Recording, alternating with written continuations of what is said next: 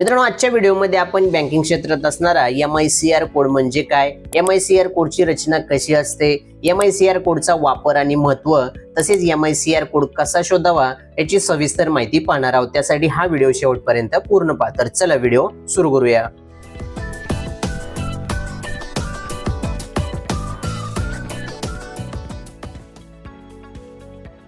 मित्रांनो, MICR चा full form आहे मॅग्नेटिक इंक कॅरेक्टर रेकग्निशन।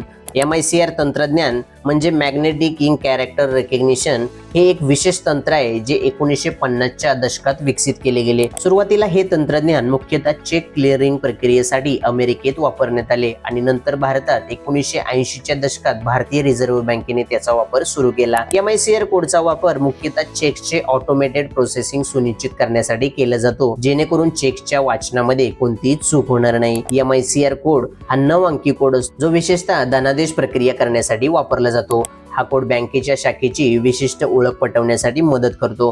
तर आता या MICR कोडची रचना कशी असते ते पाहूया। MICR कोड हा 9 अंकी कोड असतो आणि 9 अंकांमधील पहिले 3 अंक शहराचा कोड दर्शवतात, तर मधले 3 अंक बँकेचे कोड दर्शवतात, तर शेवटचे 3 अंक विशिष्ट शाखेचा कोड दर्शवतात। तर MICR कोडचा वापर आणि महत्त्व पाहिले तर MICR कोड हा बँकिंग प्रणालीतील अत्यंत महत्त्वाचा घटक आहे। MICR कोडचा मुख्य उपयोग चेक क्लिअरिंग मध्ये होतो। भारतीय बँकिंग क्षेत्रात विविध बँकांच्या शाखांमध्ये चेक क्लिअरिंग करताना MICR कोड वापरला जातो। MICR तंत्रज्ञानामुळे बँका जलद गतीने आणि अचूकपणे चेक क्लिअर करू शकतात। तसेच MICR कोडमध्ये विशेष मॅग्नेटिक शाईचा वापर होतो, जी विशेष रीडरद्वारे वाचली जाते।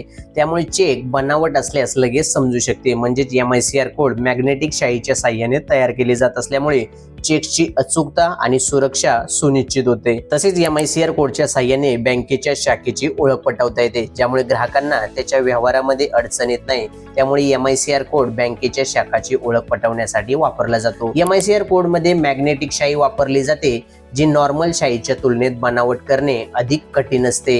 ही शाई रीडरद्वारे स्कॅन केल्यावरच दिसते आणि योग्य असलेल्या कोडची ओळख पटवते।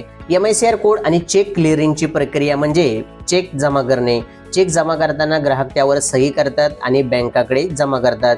चेकच्या तळाशी असलेला MICR कोड हा त्या चेकला स्वयंचलितपणे स्कॅन करतो, जो मशीन रीडरद्वारे वाचला जातो।